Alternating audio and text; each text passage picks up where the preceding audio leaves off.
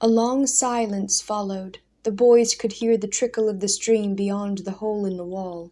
Dickon fidgeted. Hugh watched the hermit intently, eager to urge him on, yet fearful lest, by breaking in upon his mind of reverie, he start the flighty, unstable mind into an entirely different channel. "Throw me away?" Hugh repeated softly after a few moments. "Might that not have been written for the men of King Arthur's day, and not for us?" Bleharis nodded his head.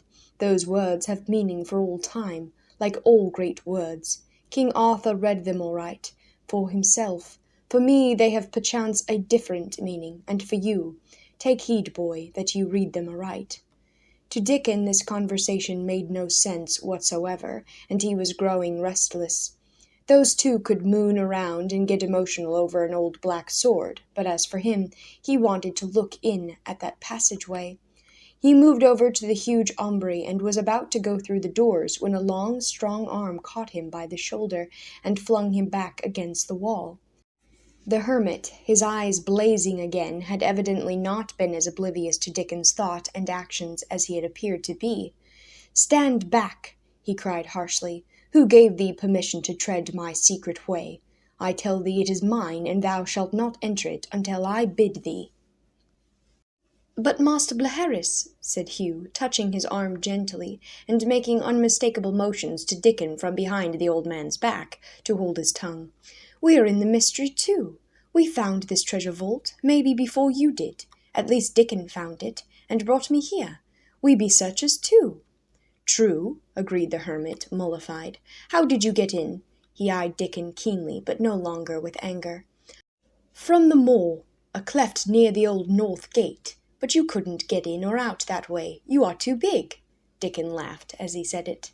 Bleharis nodded slowly. "The ancient way," said he, "blocked by a cave-in, forgotten for many centuries. It once led from the monastic grounds to the village, and in the days of the Danish raids the brothers took their treasures underground, left many here, or so it seems likely, and carried what they could on through to a port whence they might escape inland or overseas." "That is the way we figured it out," said Hugh, "only we can't imagine how they got in and where from." A shrewd look came over the hermit's face. He turned from Hugh to Dickon, and then back again.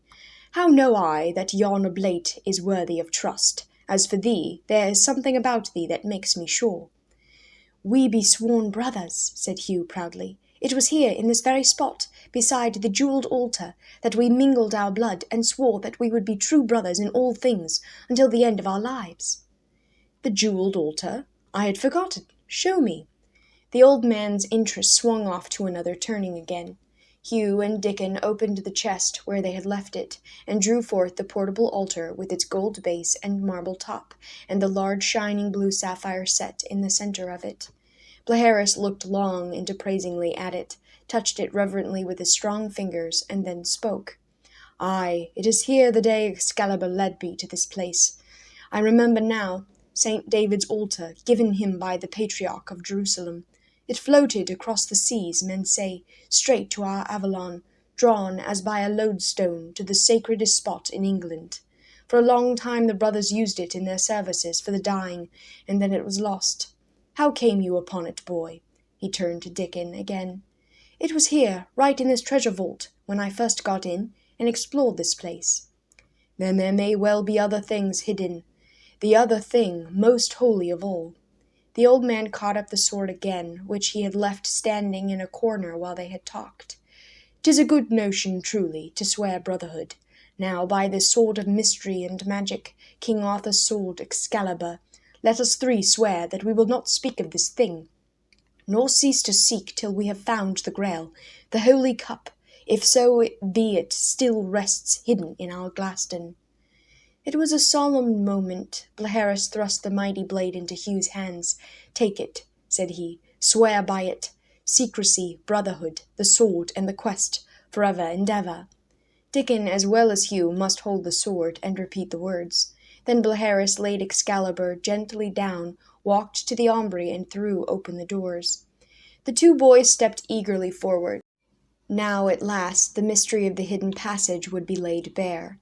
But the hermit held up an imperious hand. His eyes half closed and regarded Dickon inscrutably. "Not yet," said he. "Not yet, my young friends." And with that he stooped, entered the aumbry, and closed and bolted the doors after him. It was too much. Dickon lay down on the floor and laughed hysterically, the sound reverberating oddly from the walls and passageway. Hugh stood as if rooted to the spot. "The crazy old bird," sputtered Dickon, sitting up. "Of all the fool performances, all that gibberish about the sword, and just as we were about to stick our noses into the heart of the mystery, bang goes the door in our faces, and we are scarcely one step further along than we were when we first got in here." "Oh, yes, we are much further," corrected Hugh. "We know this end of the secret way out, and we've got our chart, don't forget that." He waved the piece of parchment with the map on it before Dickon's face. "That's true." Dickon scrambled up. "But of all—" he laughed again. "If my face was as blank as yours, when he shut that door on us, we must have looked like a couple of pie-faced loons. Come on, let's get away from here before our candles give out." For a while after that things moved with discouraging slowness. The chart was indistinct, almost impossible to decipher. Day after day the two boys studied it minutely, carefully, and Hugh made a copy of it with a piece of slate on a flat stone in the old monks' cemetery, near the two ancient pyramids outside the old church, where they were accustomed to meet. "Here's our treasure vault," he said, pointing with a stick while Dickon kept his finger on the corresponding square marked on the chart. "The secret passage goes from the aumbry, quite straight, according to those dotted lines in the map, to the cave of the well. That's clear enough, on paper, but there's no sign of any break in the walls of that cave of the well, where an opening might come through." Dickon grunted. "All lined with flat limestone, one slab as like its neighbour as two peas in the same pod." "Never mind. Let's leave that question for a moment and go over here to the well.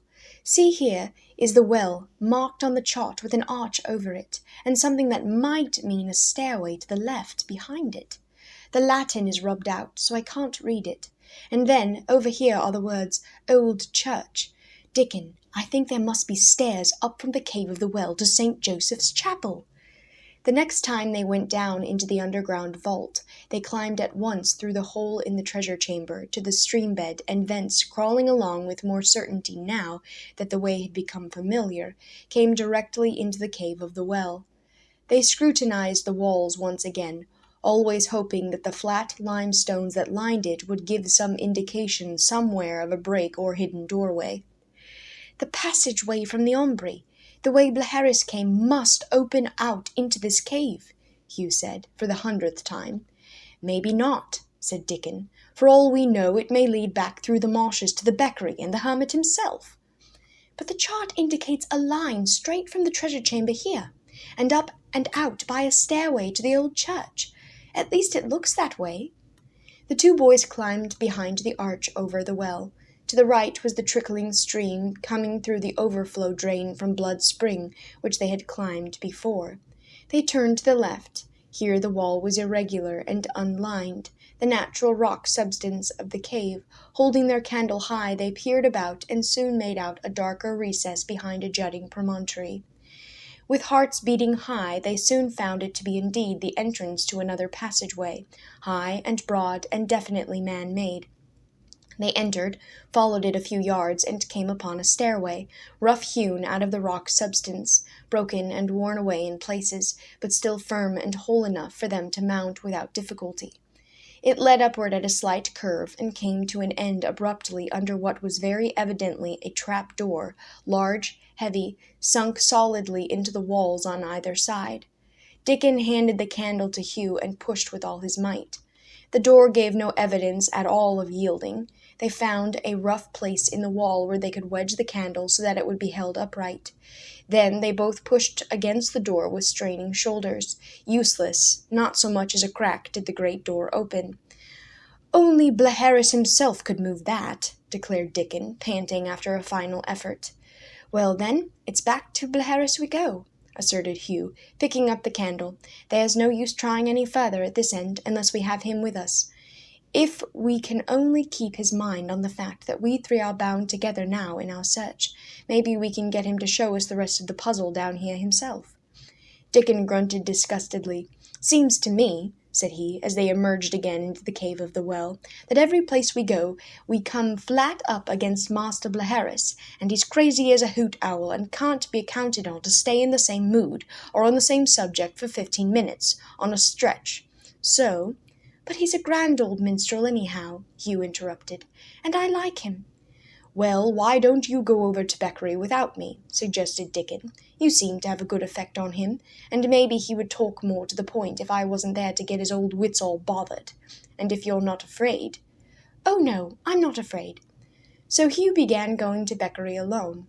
On his first visit he was a bit uneasy. Would Blaharis remember the scene with the sword Excalibur, and accept him as a friend and fellow-worker? Or would he blaze at him again in one of his sudden and terrifying fits of wrath? He need not have worried, but also he might as well not have made his visit, or so Dickon thought when he was told about it. The old man acted as if he had expected him, greeted him with lordly courtesy, and started at once upon a long, wandering story of knights and ladies and romantic adventure. Much as Hugh loved a good tale, he found it hard to sit through this one with patience, eager as he was to ask questions and probe more into the mystery that absorbed his mind. And when at last the minstrel came to the end, twanged his lute in a final chord, and then rose, bowing right and left to an imaginary courtly audience, the boy wondered whether he dared break into his mood at all.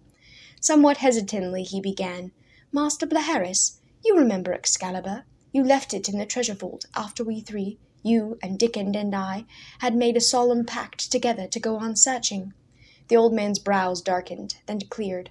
"Oh, aye, the sword and the vow. Take me and throw me away. Well, what have you done about it?" "We have tried to find the other end of the passage," said Hugh more boldly. "You locked us out, you know, from the Ombre way. Good Master Minstrel, I pray thee tell me one thing. How didst thou get into the passage that leads to the treasure chamber through the doors of the Ombre? We must know that, if we ought to be comrades in our quest." Blaharis turned away from him with a look of disappointment. "Thou art impatient and stupid," said he. Then he picked up a sharp stone from the ground and began drawing with it on the surface of one of the flat building stones near his hut. Hugh moved over and watched him, thinking perhaps if he waited a few moments, the crazed mind would focus again upon the subject about which he was so eager. Blaharis was outlining crudely a design, and, as the boy saw the form it was taking, he began to wonder whether there could be a method and purpose in what he was doing. It represented an even cross, curved at the ends. When it was finished, Hugh recognized it at once as one of the odd figures in the border of the chart he and Dickon had been so carefully studying.